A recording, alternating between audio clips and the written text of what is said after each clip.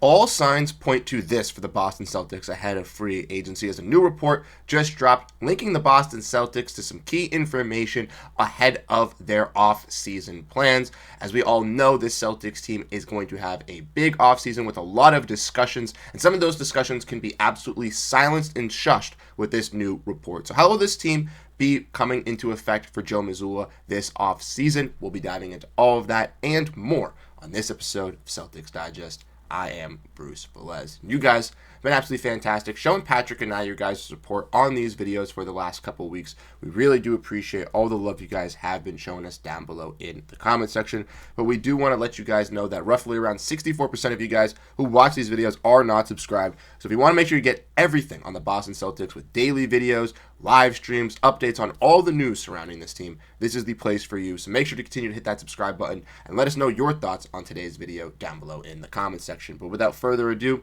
we're going to dive in and we're going to get to the news at here today. So make sure to grab that snack and let's get into it, as this is absolutely amazing for Boston Celtics fans, and you should be smiling when you hear this report, as everybody that is not a Boston Celtics fan has been looking at some key players from this Celtics squad, as Jayson Tatum has gone down with injury, and people are saying this team needs to reset, this team needs to tank, this team needs to go towards the bottom of the barrel, and that is not what this team needs to do, correct? We all agree with that. We all want this team to still put out good quality basketball in this Eastern Conference without Jayson Tatum, and then be able to bounce back the following season with him back in this rotation. And Brett Siegel from Clutch Points dropped a article today figuring out his little tidbits revealing about this Celtics team, and he had a lot of information talking about this squad in this here. So we're going to dive in, we're going to get into it, and he said here, the Celtics' future is still bright, like I just mentioned. No matter what decisions that Brad Stevens in the front office makes to revamp this roster, Jayson Tatum is still 27 and Jaylen Brown is only 28 years old.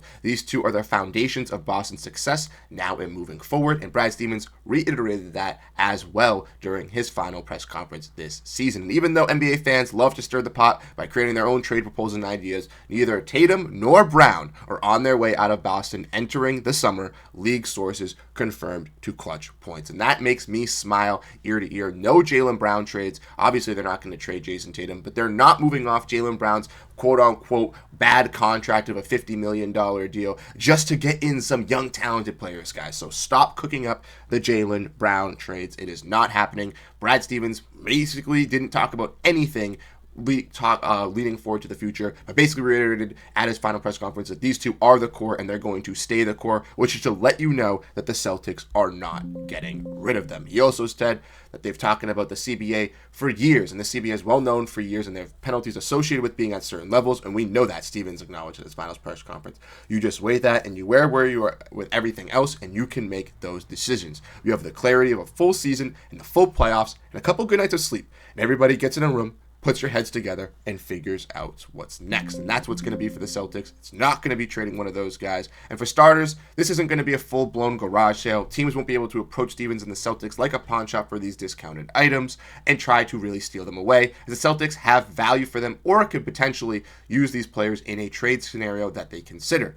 Before even considering who to let go, though, and how to navigate the trade market, the Celtics first need to make decisions about who they want back. They have 3 free agents this season: Torrey Craig, who is a buyout market guy, Al Horford, and Luke Kornet. And Horford and Luke Kornet, alongside Craig, will all be unrestricted free agents this summer, and Kornet and Horford both hold high interest in returning to Boston. Now, we do know with this Celtics team, Horford, people are talking about him, quote-unquote, retiring. I don't think he's retiring at all, in my opinion. He is going to be staying with this Celtics team. He let it know this season that he did not feel like he needed to retire, and he showcased that he could be a solid bench player. I expect Al Horford to be back for another season, if not 2, to once again reunite with Jayson Tatum and play on the court with him in the following season. And Luke Kornet obviously impressed the Boston Celtics fans not only this season, but in the playoffs with his very, very solid improved play, his great shot blocking, and his ability to just be there for the Boston Celtics when they need him most as a very underrated backup big. Now, obviously, he made the veteran minimum last year.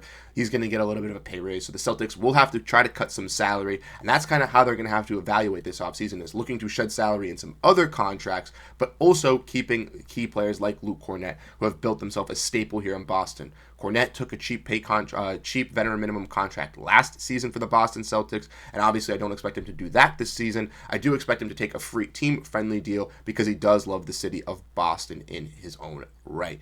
Luke Kornet, Al Horford, I expect both of them to be back. And even with that being said, I do expect the Celtics to look to cut costs other ways. And getting into that, we can kind of get into some more here. As we all know, Horford is 39 years young, but he extends to be back, and Windhorst reported on ESPN his desire to return. Kornet's situation a little different. Obviously, he looked really solid this season, but it's only a measure for agency. Sam Hauser received a 4-year, $45 million contract last season, and Kornet is going to be fishing for the same earnings from this past season in this team's recent championship run, something very similar to that. This article did, though, say that speaking of Sam Hauser, he is one of the Celtics role players teams are keeping eye on as a player who will likely be part of trade conversations this summer.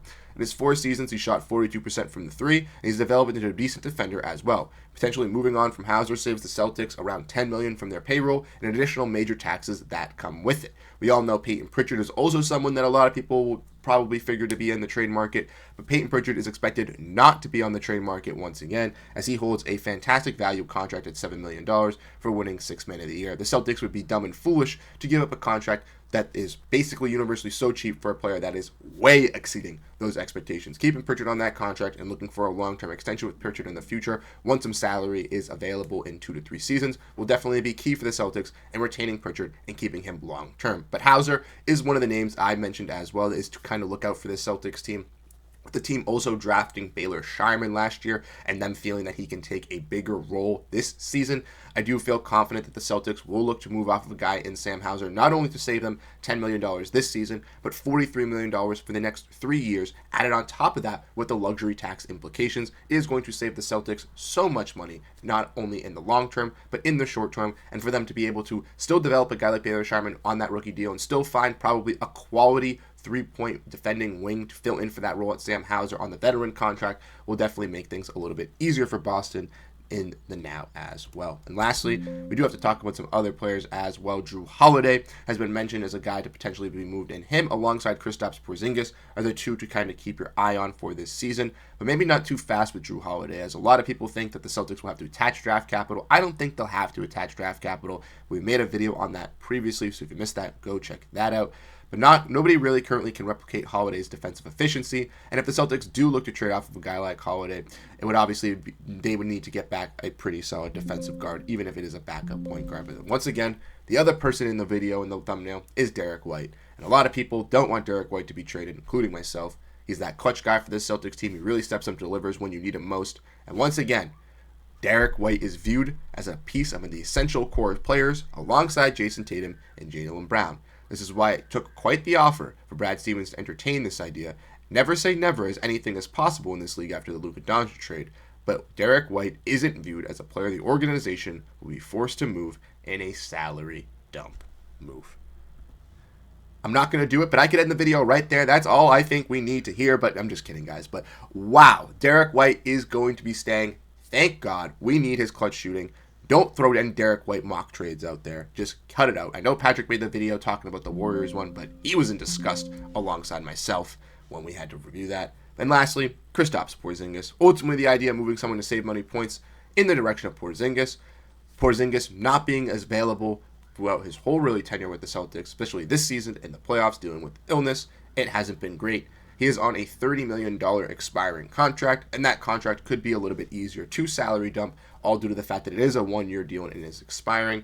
A team like Brooklyn, a team like Utah might be willing to take on that expiring contract, but there's also other teams around the league that could also value a team like the Lakers, a team like the Pelicans, and many more. So there are going to be a lot of teams interested, I believe, in guys in Porziņģis and Jrue Holiday, as those two guys ultimately I think will be the guys alongside Sam Hauser dangled on the edges for the Celtics to try to trade, to kind of dump some salary or shed some salary in some regards to kind of get dropped below these aprons, to then be able to sign Al Horford, re-sign Luke Kornet, use their draft picks, and really evaluate how this team could head into the next direction with no Jayson Tatum this season. Obviously, a big hole missing. They are going to have to find some guys to fill in that wing position as well, while also replicating that center and point guard if they do trade Jrue Holiday and do trade away Kristaps Porziņģis.